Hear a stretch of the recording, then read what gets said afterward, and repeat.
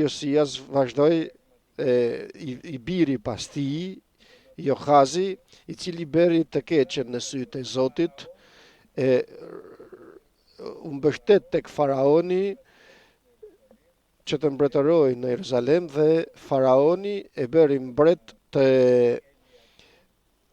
Eliakimin, birin e Josias, djalin tjetër të Josias, në vend të Ahazit dhe ndërroi emrin e tij në Jehojakim. Pra, edhe Jehojakimi bëri ata që ishte keq në sytë e Zotit dhe mbretëroi në 609 deri në 606 ku vazhduan edhe 70 vjeçari i mundimit të robërisë dhe të zhvendosjes të popullit të Izraelit nga Nebukadnestari në vendin e Kaldeasve. Dhe kështu u larguan nga Nebukadnestari, shkoj tek Nebukadnestari, e burgosi dhe në vend të tij vuri Jehojakinin.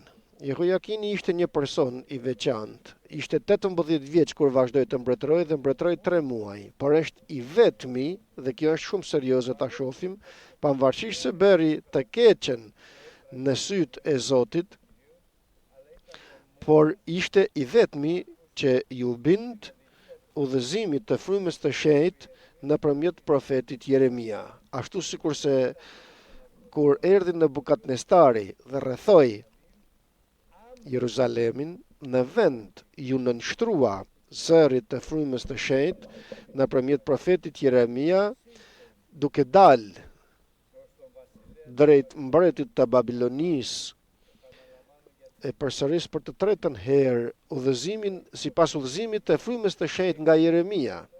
Doli pra edhe ai, nëna e tij, shërbëtorët e tij, princat e tij, evnukët e tij, mori mbreti i Babilonisë dhe futi në burg në vitin e 8 të mbretërimit të Nebukadnestarit dhe nxori prej aty të gjithë thesaret e shtëpisë të Zotit dhe thesaret e shtëpisë të mbretit. Mori të gjitha enët prej ari që Solomoni kishte bërë në tempullin e Zotit, sikur se tha Zoti, dhe i çoi në robëri gjithë Jeruzalemin dhe gjithë princat dhe gjithë të fortët, luftëtarët e fortë, 10.000 robër dhe gjithë punonjësit e drurit dhe të gurit, dhe nuk mbeti atje, mbeten vetëm pjesa më e varfër e popullit.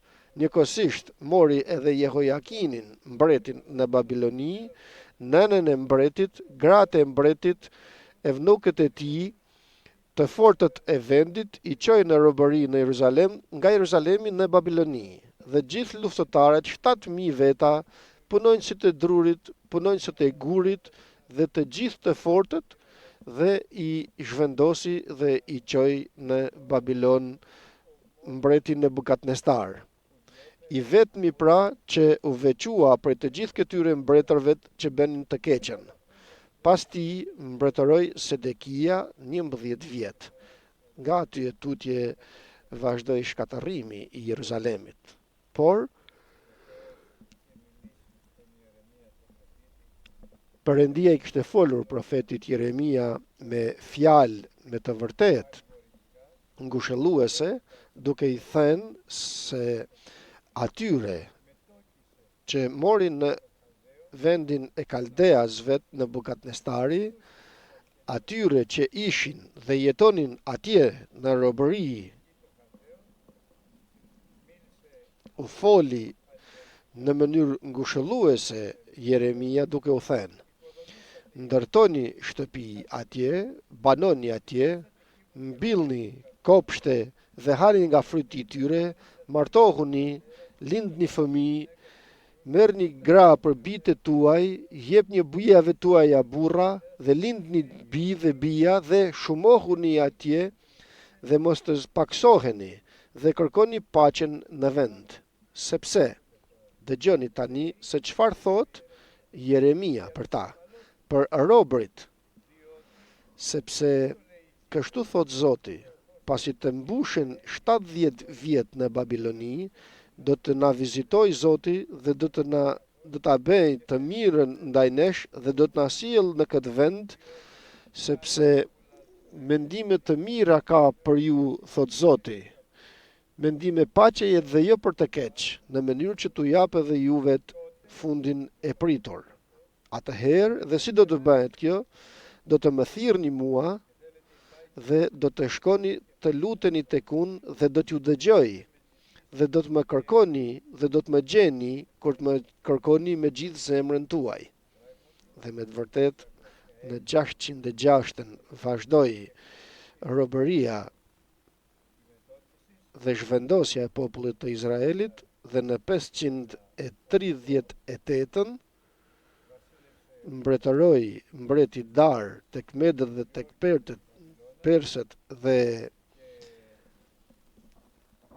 e rrëzuan Babilonin dhe Balcacari, mbreti i Babilonisë që ishte pasardhës i Nebukadnestarit, me besim të plot në muret e Babilonës, sepse ishte të pathyeshme, ai bëri një banket të madh duke përçmuar Perëndinë e Izraelit. Por me Perëndin nuk luhet. Dhe ajo që ishte e pamundshme të bëhej për njerëzit u bë me mbretin Dar, me mbretin e Medësve dhe të Persëve, dhe kështu ngritën kundër Babilonisë dhe mundësisht një dorë shkruajti tek Balshacari me ne Eufran Ofrasim. U numërove, thot, dhe u gjete i mangët, dhe të njëjtën darkë u vra. Tani shkojmë tek një dhe i vetëm mbret i cili nuk bëri atë që ishte mirë në sytë e Zotit, por ju bind, që është shumë serioze dhe është i bukur ky mesazh, u bind në vend dhe plotësisht zërit e frymës të shenjtë me anë të profetit Jeremia dhe u dorëzua vet me dashje tek mbreti Nebukadnestar dhe ai dhe gjithë princat e tij, duke përfshirë edhe familjen e tij. Dhe tani të shohim pak vazhdimin e gjërave dhe si vepron Perëndia tek një njeri ku pavarësisht se bën të keqen në sytë e Zotit, sepse vëllezër rëndësi ka kjo. Pema duket nga fryti. Nëse ke fryt të mirë, je pemë mirë, dhe atëherë mund të këshillosh, mund të lutesh edhe për të tjerët, edhe të këshillosh. Por nëse fryti yt është i keq, mirë është të lutesh vetëm për veten tënde. Vetëm për veten tënde.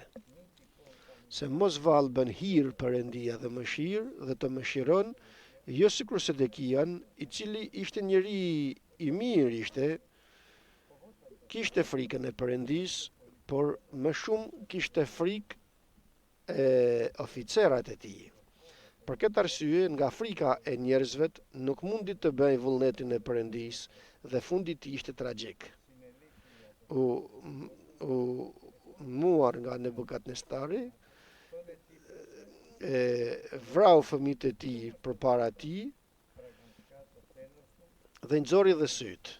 Dhe fundi i tij, mund të them, i bekuar aq sa të ishte i mundur i bekuar. Për Sedekian flasime, por ajo që ka rëndësi tani për mesazhin e sotshëm është Jehojakimi. Jehojakimi, i cili bëri të keqen në sytë e Zotit fillimisht, por kishte fryt të mirë. Dhe kur pema ka fryt të mirë, ka dhe fund të mirë, sepse ajo që ka rëndësi, vëllezër dhe motra të dashur, është fundi. Dhe nga që të gjitha sa u shkruajtën, për mësimin tonë u shkruajtën, duhet të jemi shumë të kujdesshëm, që të analizojmë frytin tonë personal, frytin tonë familjar, frytin tonë në kish, në farefisin tonë, plotësisht pra, që të shohim se në ç'gjendje gjendje jemi, vallë çfarë pemet jemi ulli i egër, që ben ullin të cilët nuk hahen, apo jemi të shartuar, por nuk kemi nxjerr deg të tjera, sepse kemi ullin në tokë, dhe kur nxjerrin deg të ekra, duken shumë të mira, por në fund shkatërrohen në qoftë se nuk shkoj t'i pres ato deg që janë jashtë shartimit. Pra nuk ka rëndësi nëse je i shartuar, i rilindur apo e rilindur, rëndësi ka nëse interesohesh për të mbajtur rilindjen tënde, për të mbajtur frytin tënd që të kesh fryt të mirë. Sepse pema duket nga fryti. I krishteri duket nga fryti. Shif në pasqyrë që është fjala e Perëndis, shikoje ftyrën tënde, më falni se them kështu, dhe atëherë do të shohësh apo të kuptosh se çfarë duhet të bësh. Apo të lavdërosh Perëndin për hirin dhe mëshirën që ka bërë në jetën tënde, apo të pendohesh, të biesh poshtë dhe të thuash: Zot, ki mëshirë për mua. Jam i pa vlerë dhe i pa forcë. Ki mëshirë dhe shpëtom. Se mos vallë gjen hir nga Perëndia. Por sekreti i madh dhe mesazhi i sotshëm është: sot na jep udhëzim Perëndia të frymës të shenjtë. Do ta dëgjosh apo do ta përçmosh? Jehojakimi e dëgjoi. Nuk e përçmoi, por e bëri në vend. Dhe ajo që ka rëndësi e përsëris në jetën e të krishterit është fundi. Fundi ishte i mirë dhe fundi i kishës dhe fundi i jonë është rrëmbimi i kishës. Ç'të bëj që të vi çdo ditë në kishë, çfarë ta bëj këtë? Dhe kur të dëgjohet urdhri i Perëndis, zëri i kryengjullit, boria e Perëndis, trupimi prishëm të mos vishet me mos prishën dhe i vdekshmi të mos vishet me pavdeksin. Kjo do të jetë tragjike, e kuptojmë se ç'themi. Do të jetë tragjike ky fund. Sepse ne e dim, për botën nuk do të jetë kaq tragjike, pavarësisht se do të kalojnë ditë të vështira dhe do të dëgjohet zëri i engjëjve që do të thotë: mos e adhuroni antikrishtin dhe figurën e tij, që të mos merrni damkën në dorë të djathtë apo në ballë, sepse do të shkoni në ferr. Por mendo tani të jetë dikush që din, nga që ka lexuar fjalën e Perëndis, ka dëgjuar fjalën e Perëndis, një moment është rilindur, por ka nxjerr deg jashtë shartimit, Zot na ruaj. Kjo është lutja jonë: o Zot Perëndi, na ruaj që të kemi fryt të mirë, që të jemi pemë të mira dhe që të kemi fund të mirë. Jehojakimi pra me të vërtet 37 vjet qëndroi në burg. Dhe burgjet e Babilonisë nuk ishte një gjë e kollajt, nga që beri të liga në sytë e Perëndis, por në burg është e sigurt se aty erdhi në vete. Dhe përse? I kujtoheshin fjalët e Jeremias, por edhe sepse shifte gjendjen në të cilën ishte. Gjendje e cila është për mësimin ton, të shohim gjendjen ton. Të shohim gjendjen e gruas ton, të burrit ton, të fëmijëve ton dhe të themi: çfarë bëj unë? Këtë shifte 37 vjet Jeremia, pavarësisht se ishte nënshtruar plotësisht udhëzimit të frymës të shenjtë. Jo Jeremia, po Jehojakimi, më falni. Rezultati, për pas 37 vjetësh, vdiq Nebukadnestari që kishte burgosur. Dhe u bë mbret e bil me Rodaku, i biri i mbretit të Babilonisë, i cili e mësoi, dhe do të shohim se si e mësoi për Jehojakimin se është në burg. Dhe çfarë bëri? Dua t'ju them se pas shkatërrimit të Jeruzalemit kishin mbetur pak njerëz në Jeruzalem dhe Jeremia thoshte mos ikni nga këtu, qëndroni këtu në siguri, por përsëri nuk u dëgjua Jeremia. Dhe ikën të gjithë nuk e dëgjuan, por ja që Nebukadnestari zotëroi edhe Egjiptin dhe i vrau të gjithë judejt duke përjashtuar Jeremian, i cili vdiq atje në Egjipt nga mosha e kaluar, për dhe Barukun që ishte shërptori besnik me Jeremian, i cili iku dhe shkoi në Babiloni. Atje pa tjetër që u takua me Danielin, me Shedragun, Shedrak, Meshak dhe Abednegon, dhe pa tjetër foli edhe me Evil Merodakun, që ishte mbreti i ri pas vdekjes së Nebukadnestarit, dhe pa tjetër që do t'i kishte folur dhe për Joakimin. Dhe kështu pra me siguri të plot, vazhdon dhe vepron me mënyrë të veçantë në vitet e fundit të jetës të tij, të Jehoiakimit, të njeriut i cili ndjeku udhëzimin e Perëndisë dhe për 37 vjet u pendua dhe u kthye tek Perëndia i jetëve të tij. Dhe shohim tani 7 lëvizje.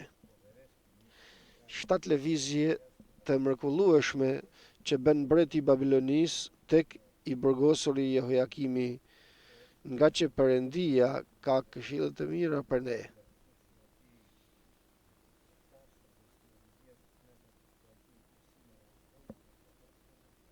Por ato që në nështërojnë udhëzimit e frymës të shenjtë dhe sot të gjithë në nështërojnë.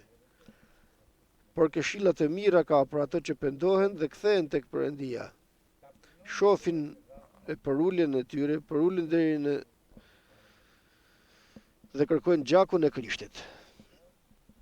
Dhe pa pritur, i burgosuri në burgjet e thella të Babilonisë Jehoiakini, shef Evil Merodakun, mbretin e Babilonisë së pari, që ta liroj nga burgu. E ngritin nga burgu kreun e Jehoiakimit, mbretit të Judës, e pa besueshme. Mbreti futet në burg dhe e çliron Jehoiakimin për arsyet që nuk do të themi përsëri për ta, por nuk mjafton me kaq. Bekimi vazhdon nga e mira në më të mirën, nga bekimi në bekim dhe mesazhi i madh ky, nga lavdia në lavdi. Ma tek Jehoiakimi, tek i burgosuri, nga bekimi në bekim dhe nga lavdia në lavdi. Dhe tham arsyet. E para pra e liroi nga burgu. E dyta, i foli mirë me fjalë të mira, vazhdoi pra bekimi të zbulohet. Çfarë fjalësh bekimit thoshte dhe mirësie thoshte mbreti tek Jehoiakimi? Dhe çfarë surprizet do të kishte Jehoiakimi duke dëgjuar mbretin e Babilonisë që i fliste me fjalë të bekuara. Ma bëhen këto gjëra dhe më të mira bëhen në dhjatën e re. Këto janë të dhjatës të vjetër. Në dhjatën e re bëhen shumë më mirë. E treta, dëgjoni vëllezër, pasi e nxori prej burgut dhe i foli me mirësi të burgosurit Jehoiakim, e vuri në fron, ma ishte mundur. Vuri fronin e Jehoiakimit mbi fronet e mbretërve që ishin me të në Babiloni, mbi të gjithë fronet e mbretërve që ishin në Babiloni. E përsëri, nga bekimi në bekim dhe nga lavdia në lavdi, për shkak të dy gjërave që s'do t'i themi më. E katërta, shëndërim të plot, ndërroi rrobat të burgosurit dhe veshi me rroba mbretërore, shëndërim të plot. Do të guxoja të thoja deri dhe stemën derisa e bëri mbret mbi të gjithë mbretërit e tjerë. Të burgosurin për 37 vjet. Ndërroi rrobat e të burgosurit dhe e veshi me rroba mbretërore. Ja, veje pak të lutem, kështu bëra unë brem në darkë. Veje pak vetën tënde në pozicionin e Jehojakimit, i burgosur dhe pa pritur shef mbretin ta vizitoj që t'i thot je i lirë, t'i thot mirë se erdhe, i bekuar qofsh tani e tutje dhe do të jesh gjithmonë pranë mejet. Dhe urdhëron, ashtu sikur se djali plank prishes, urdhëron babai i djalit plank prishes që i heqi rrobat që kishte dhe e veshi me rroba mbretërore, sepse e lartësoi. I vuri dhe një afron Jehojakimit dhe e vuri mbi të gjitha afronet e tjera të mbretërve që ishin në Babiloni. Dhe tani futemi në të përditshmen e jetës së këtij njeriu të bekuar, në këtë fund të bekuar. A ke pyetur ndonjëherë, unë pyeta për veten time, se cili është fundi yt? Dhe fundi mvaret nga përendishmëria që ke. Sa e don Zotin? Je ai që ke frikën e Zotit? Je i drejt? Ecën plotësisht në fjalën e Perëndis? Ecën plotësisht në vullnetin e Perëndis? Përjeton për ditë Perëndin, praninë e Zotit? Kjo është e dukshme në ty, nga sjellja jote, nga veshja jote, nga të folurit tënd, duket diçka e tillë. Sepse gjeja njeriu i jashtëm zbulon të brendshmin dhe nga tepricat e zemrës flet goja. Kur flet, çfarë thua? Gjykon, dënon, akuzon, përçmon. Të pendohemi së shpejti, vëllezër dhe motra, nëse sillemi me këtë mënyrë. Dhe kush sillet me këtë mënyrë? Sepse tani vazhdon ndryshimi i të përditshmes së kujt? Të burgosurit mbret Jehojakim. Hante buk gjithmonë në prani të mbretit gjitha ditët e jetës të tij. Bashkë me mbretin hante për ditë në tryezën e mbretit.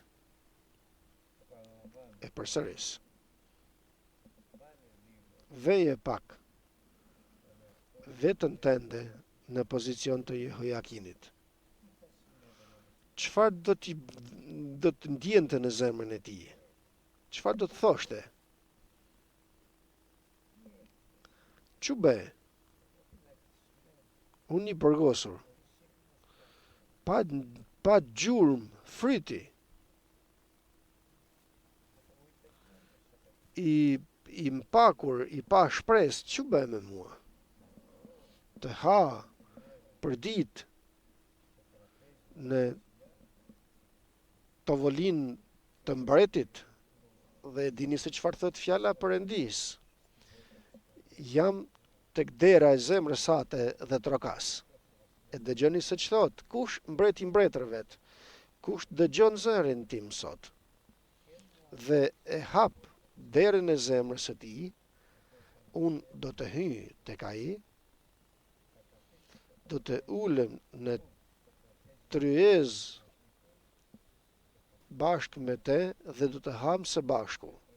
Sikurse hante e vil me Rodaku, me Jehojakimin, kështu do të haj Krishti për ditë me ty, mbreti i mbretërve. Kur të hash dhe bën lutje, pranë teje do të jetë Krishti. E fantazon këtë? Ai do të ofroj ushqimin e përditshëm, Nuk do të duhet të punosh nga mëngjesi deri në darkë pa ndërprerje, sepse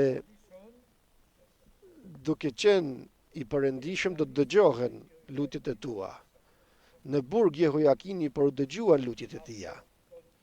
Nga mënyra që jeton, sillesh dhe shfaqesh, duket fryti yt, duket zemra jote. Çfarë ka zemra jote në te? Pema duket nga fryti, ullin të egër. Pem e egër, ma ishte e shartuar, po përnxori shumë deg, poshtë shartimit dhe kështu u bë përsëri i egër. Dhe u mbush rreth e qark pema me deg dhe rrejnë të huaja, rrejnë të egra. Por nuk është vetëm kjo. Dhe shtata që ishte dhe më e mira mbase, më e mira nga të gjitha. 7 karakteristika dhe i them përsëri, liri e plot.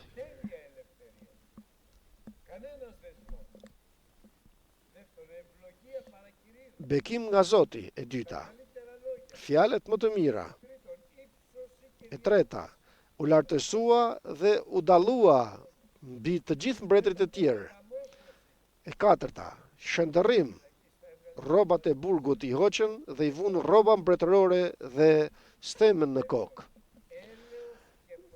E pesta, mëshirë dhe interesim të përditshëm për te, personal. Jo të vraposh dhe të mos arrish dot. Vrapon dhe fundit zero. Pra dështim. Perëndia të na ruaj, vëllezër dhe motra.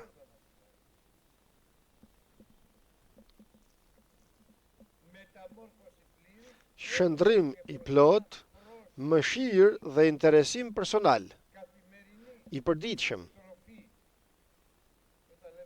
Dhe kur themi ushqim, njeriu nuk rron vetëm me bukë, por me çdo fjalë të dalë nga goja e Perëndisë.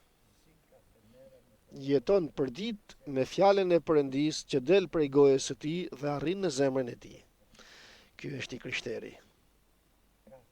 Nga goja e Perëndisë, ushqim i përditshëm. Dhe e shtata, sipas mendimit tim personal, është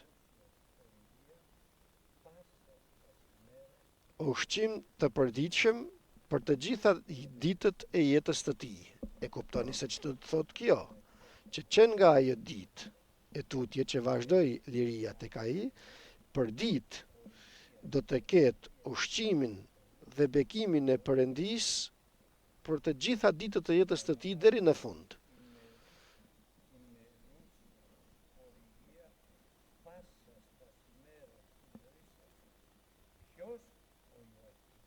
Dhe kush Jehojakimi?